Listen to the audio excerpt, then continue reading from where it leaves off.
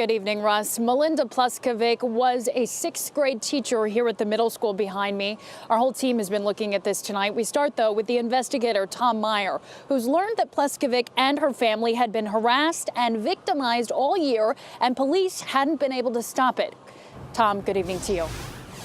Carly Flynn Morgan has been working on this story as well today, and Carly joins me out here at the middle school. You talked with many people who knew Melinda and the Pleskovic family.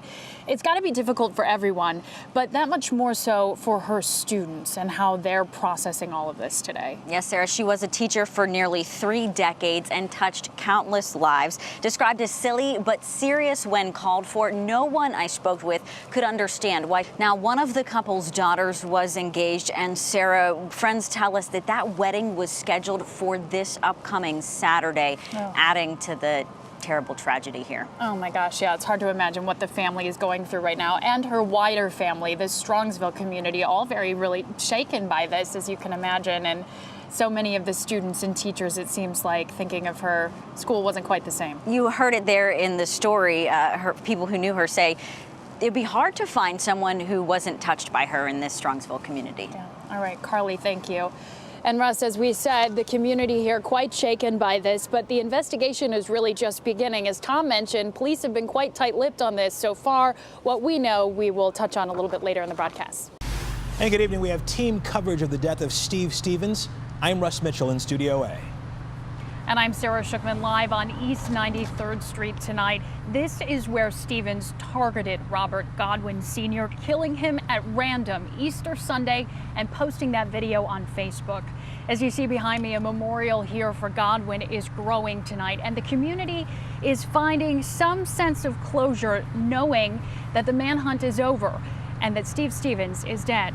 Around 11 o'clock this morning, Stevens was spotted in an Erie, Pennsylvania McDonald's, less than 2 hours away from where this all started on Sunday. From the drive-thru, he led police on a short chase before turning the gun on himself. Our colleague Chris Ty is in Erie tonight. Chris, that McDonald's worker did what police have been asking us all to do: notice and call in a tip. Well, welcome back to our continuing coverage. Nearly 2 days after this all began right here, the news today: Facebook murder suspect Steve Stevens shot and killed himself after a short police chase in Erie, Pennsylvania. Now, the murder Sunday happened here at East 93rd and ended near an elementary school, an abandoned elementary school in Erie, Pennsylvania. That's where we find Channel 3's Monica Robbins tonight. And Monica, police had stressed this was a national manhunt, that Stevens could be somewhere nearby, that he could be somewhere far away. But as you spoke to folks in Erie today, I have to imagine that they were shocked to find he was right there in their neighborhood where he was found. Some very emotional words there from Chief Williams, and it's been a trying couple of days for him, as you can imagine, and the department, to be certain. It was personal, he told us yesterday, and I think all the people that you've seen stop here to pay their respects to Robert Godwin feel like it's personal too. And Russ, Chief Williams also talked a lot today about the harm that social media can do, talking about the initial video that started all of this and saying how it should never have been shared around the world the way it was. That's right, Sarah. I want to pick it up from there. Thank you very much. How do you know what this guy did? It's a completely different. How do you know what he did? From his own journals. And I'm Sara Shookman in Cleveland's Little Italy neighborhood. You know, there are people in Cleveland's Italian community and beyond that believe this day is all about Christopher Columbus, or Cristoforo Colombo, as his statue reads behind me. You know, Columbus Day was celebrated here in Little Italy with a parade and a protest. And there's a growing number of people as well who would rather celebrate Indigenous Peoples Day, rejecting the colonialism that Columbus represents. After all, Columbus didn't discover that the earth was round. Humans have known that since ancient Greece. He's often credited with discovering America and the Caribbean islands, but of course, they were already inhabited. And Columbus, at the time, thought they were part of Asia. It was later that another Italian explorer named Amerigo Vespucci realized that North and South America were separate continents, and America was named for him. And one of Columbus' conquests that caused the most controversy when he returned to the island of Hispaniola and enslaved the indigenous people. Many were slaughtered, others died from disease. Indigenous Peoples Day was first adopted in California in 1992, and the city of Oberlin made the change this year. Manny Abraham joins us now. Manny, the city of Akron considering a similar move. Hi, Manny. It's going to be an ongoing conversation. Thanks, Manny. And while Akron debates Indigenous Peoples Day, Oberlin has embraced it. Oberlin is the first city in the state to recognize the contributions of Native Americans and therefore do away with Columbus Day. City Council made that change over the summer. So we want to hear from you. You've seen the poll already up on the screen now. Should Columbus Day be a national holiday? You can weigh in right now on WKYC.com/vote now. Chris, back to you. And just a little history behind Columbus Day. It became a national holiday in 1937 after President Roosevelt bowed to pressure from the Knights of Columbus, who wanted to honor a Catholic hero. Stay with us. Welcome back. Cleveland's Little Italy neighborhood tonight, where the annual Columbus Day parade marched down this street and past Columbus' statue for the 65th year. And while Columbus Day is particularly important to this community, emotions boiled over today when protesters also showed up for that parade. Lots of opinions on this issue and its historical perspective. Here's what some of their voices had to say. As you can see, not just a bank holiday for these people, things get really heated, and there is still time for you to weigh in on our poll on WKYC.com/vote now. You can see right there the results on the screen. We'll be sharing those a little later in the show. Chris, back to you in the studio. Welcome back to the IX Center. You have likely seen this space filled with all sorts of things. Tonight, it's filled with 500,000 pounds of supplies waiting to get to Puerto Rico, supplies that people there so badly need. And NBC's Gabe Gutierrez is reporting in Puerto Rico. People on the western side of the island told him today they've seen little, if any, federal response. One woman told him she has cancer and needs a generator to provide power. Come on, do what you're supposed to do.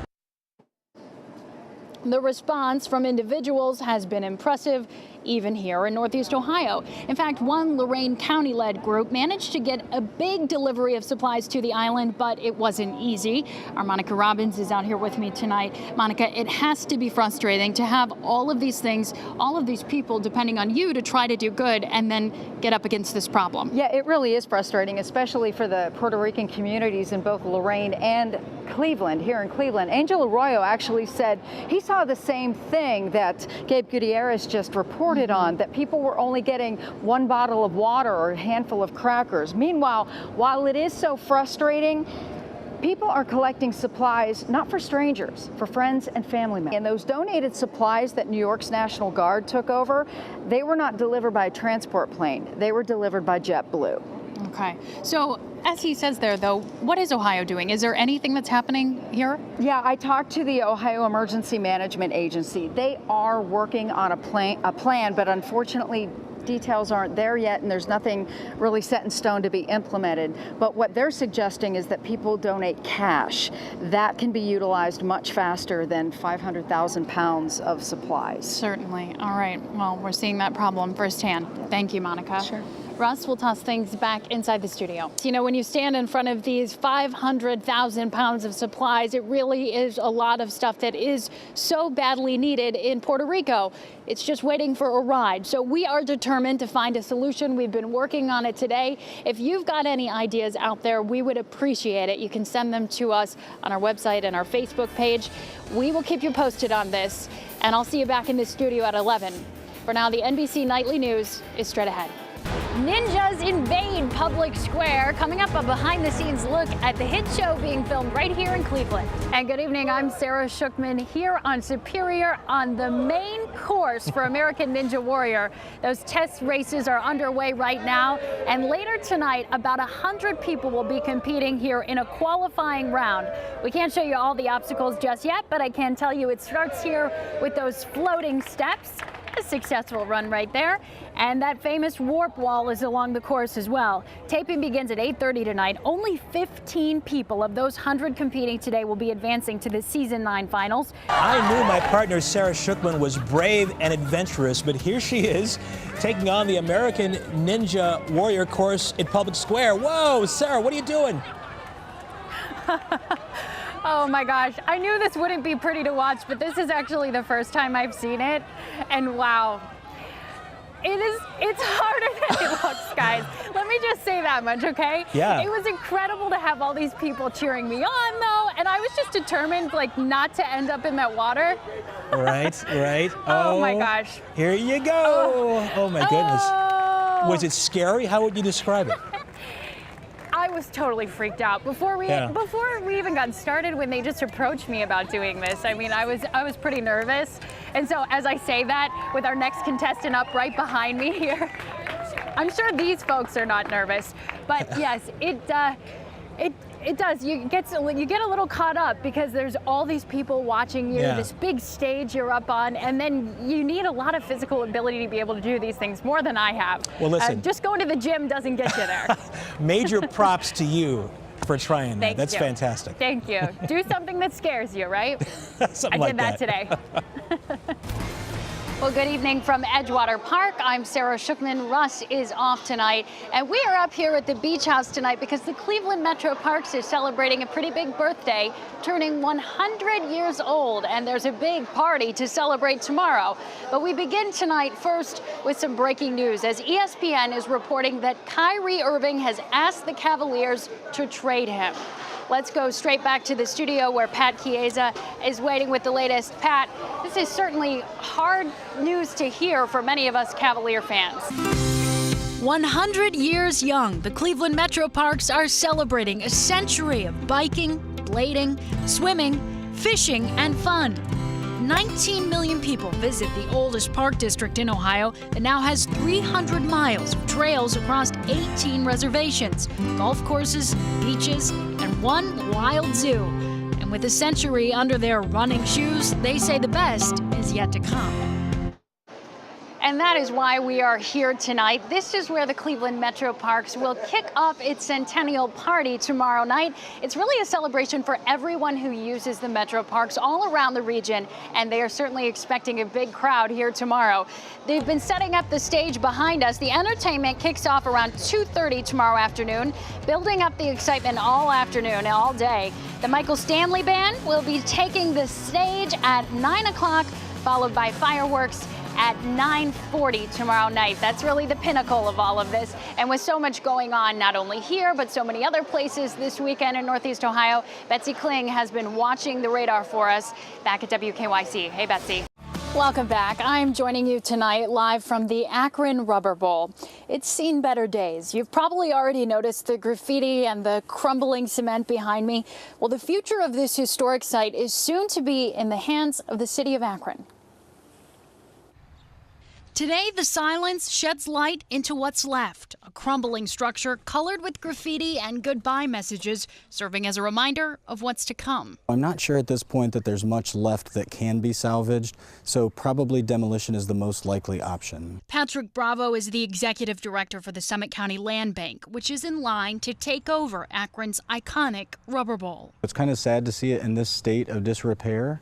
Before the talk of possible demolition, there was a hope that this could be transformed. Team One Marketing Group in Canton bought the property in 2013 with plans to renovate the stadium into an entertainment venue, hosting concerts and sporting events. We'll come in and we'll sandblast the whole stadium. We talked to Team One in the early stages of planning, which included a proposal for a dome complicated by the nearby airport. But as the days and years have passed, the local developer said they couldn't get the city and the Soapbox Derby on board. The city responded, saying the group was unable to convince City Council that they had the resources, financing, parking, and a plan to operate a facility of this size and complexity. It's time that we do something with it and maybe bring this part of Akron's history to a close.